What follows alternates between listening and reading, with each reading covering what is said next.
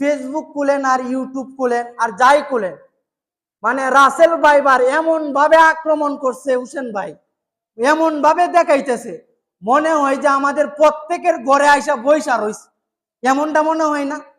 এই জন্য নবী যে আমাদেরকে 1400 বছর পূর্বেই দোয়া শিখাইছে যে হে উম্মত, রাসেল ভাইবার সব থেকে বাঁচতে চাও, বিভিন্ন বিষাক্ত পোকামাকড় থেকে বাঁচতে চাও, আউযু বিকালিমাতিল্লাহি তাম্মাতি মিন শাররি মা খালাক, এই দোয়াটা মাগরিব এবং ফজরের নামাজের পরে 3 বার করে যদি পাঠ পড়ো, তাহলে যত বড় রাসেল ভাইবার হোক না কেন, যত বড় সাপ হোক না কেন, তোমারে আল্লাহ এই সমস্ত সাপ বিচ্ছু থেকে তোমাকে হেফাজত করবে। আল্লাহু আকবার বলে।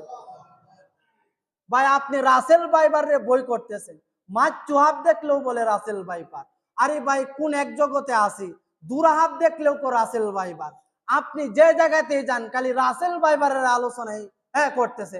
আপনার কবরে যে কত রাসেল ভাইবার আয়া হাজির হইব নমাজ না করার কারণে, এই রাসেল ভাইবারের সাপ থেকে বাঁচার জন্য কি আপনি প্রস্তুতি নিয়েছেন? প্রস্তুতি নেওয়ার দরকার আছে না ভাই?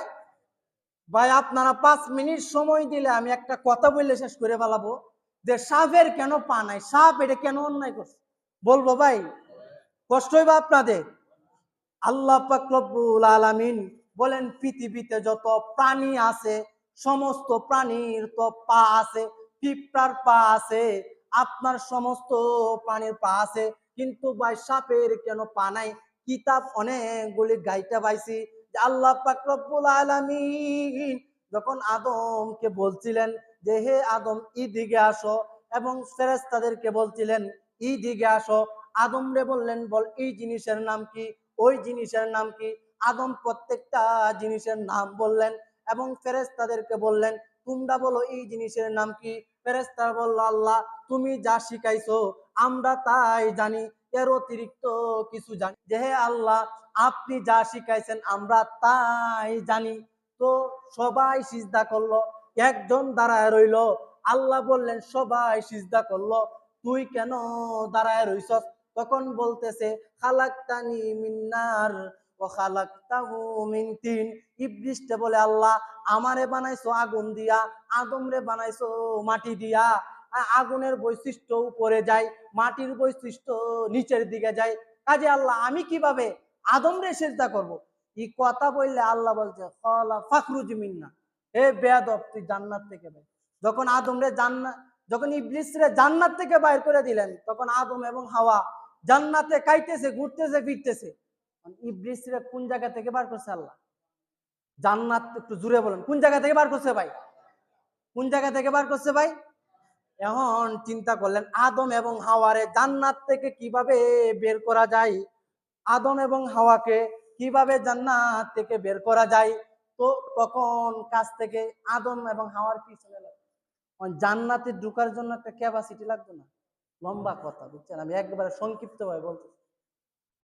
তখন জান্নাতের গেটের সামনে ইবলিসটা দাঁড়ায় ময়ূরে 3টা প্রশ্ন করছে। কয়টা প্রশ্ন করছে? কয়টা ভাই? ময়ূরকে বলতেছেন হে ময়ূর, আমি তোমাকে 3টা আমল শিখাইবো, যদি তুমি আমারে জান্নাতে একটু ঢুকাইয়া দাও তাহলে তোমারে 3টা আমল শিখাইবো, আর এই 3টা আমলের বিনিময়ে তুমি 3টা পাওয়ারফুল ক্ষমতা পাবে। আল্লাহু আকবার বলে। এই 3টা বলতাম ভাই, আমি বলবো 3টা ভাই।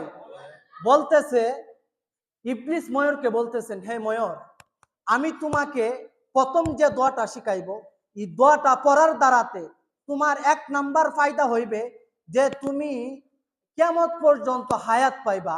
আর তোমারে আমি যে 2 নাম্বার যে দোয়াটা শিখাইবো, ইবলিসে বলতেছে যে তুমি জান্নাত থেকে কখনো বের হবে না, তোমারে কেউ জান্নাত থেকে বের করবে না।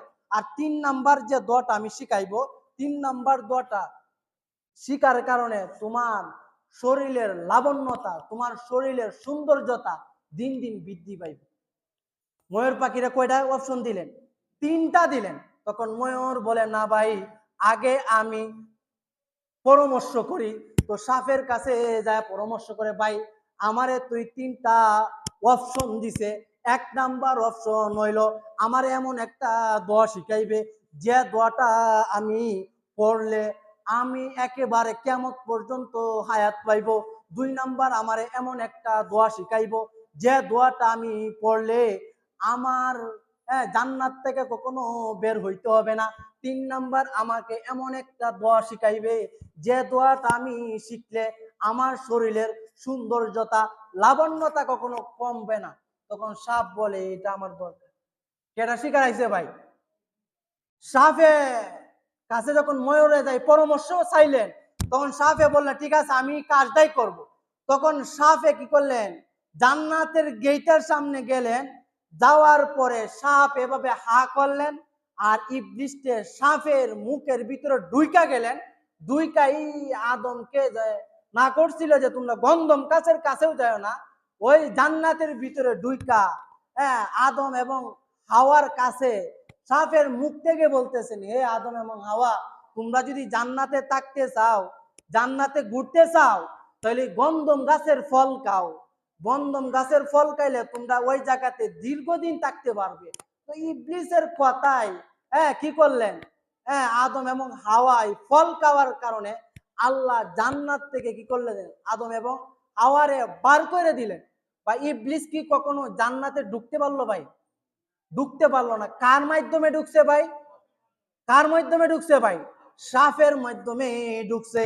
তখন আল্লাহ নারাজ হইয়া যায় যে ইবলিসকে তুই জান্নাতে ঢুকাইছস, ইবলিসকে তোর পেটের ভিতরে নিছস। কাঁদে হে সাপ, তোর মাধ্যমে 72টা পা ছিল, আমি আজকে থেকে তোর প্রত্যেকটি পাকে কেটে দিলাম। এই কারণে তুই ইবলিসকে সাহায্য সহযোগিতা করার কারণে আল্লাহ আবার বললেন, হে সাপ, তুই যেহেতু ইবলিসকে সাহায্য করছস, ইবলিসকে সাহায্য করার কারণে তোর 3টা শাস্তি হবে। সাপ আল্লাহকে জিজ্ঞাসা করে, আল্লাহ কি শাস্তি হবে রে আল্লাহ? আল্লাহ বলেন, 1 নাম্বার শাস্তি হইল তোর শরীরে কোনো পা থাকবে না। সাপ আবার জিজ্ঞাসা করে, আল্লাহ 2 নাম্বার শাস্তি কি রে আল্লাহ?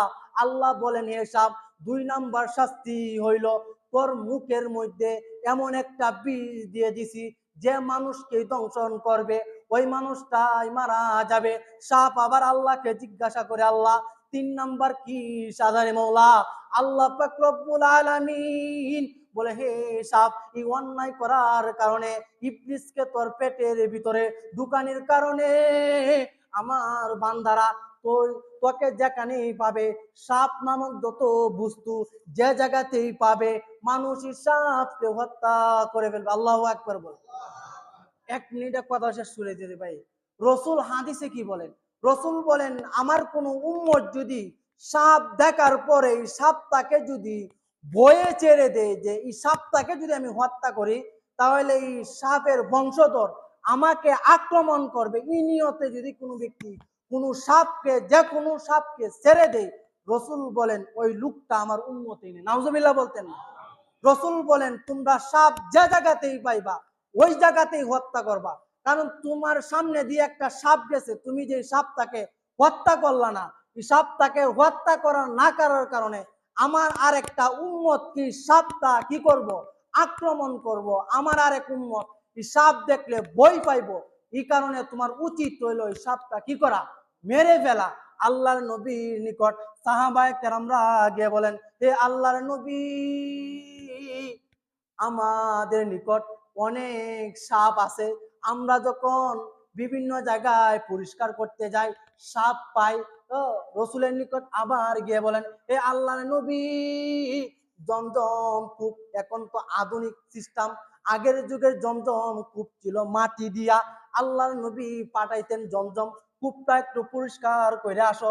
জমজম কূপ পরিষ্কার করার জন্য যখন সাহাবায়ে কেরাম যায়, গিয়া দেখে জমজম কূপের চতুর্দিকে ছোট ছোট সাপ। রসুলকে জিজ্ঞাসা করলেন, হে রসুল, আমরা কি করব? রসুল বললেন, এই সাপগুলিকে তোমরা হত্যা করবা। রসুল আরো বলেন, দুরা কাটা এবং লেজ কাটা সাপ যে জায়গাতেই পাইবা ওই জায়গাতেই হত্যা করবা। যদি তুমি ভয়ে সাপকে ছেড়ে দেও, তাহলে তুমি আমার উম্মতি না। নাউজুবিল্লাহ বলে। মানে কথাটা দ্বারা রসুল আমাদেরকে সাপের দিকে উদ্বুদ্ধ করছে হত্যা করার জন্য। এই জন্য ভাই লেজ কাটা এবং দুরা কাটা এই 2টা সাপ এমন একটা সাপ যেই দুইটা সাপ যদি কোনো গর্ভবতী মহিলার দিকে দৃষ্টি নিক্ষেপ করে, এমনকি গর্ভবতী মহিলার পেটের বাচ্চাটা পর্যন্ত নষ্ট করে দেয়। নাউজুবিল্লাহ বলতেন না? কাজে আল্লাহ পাক রব্বুল আলামিন আমাকে আপনাকে প্রতিদিন মাগরিব এবং ফজরের পরে আউযু বিকালিমাতিল্লাহি তাম্মাতি মিন শাররি মা খালাক, এই দোয়াটা আমরা সকলেই শিখব।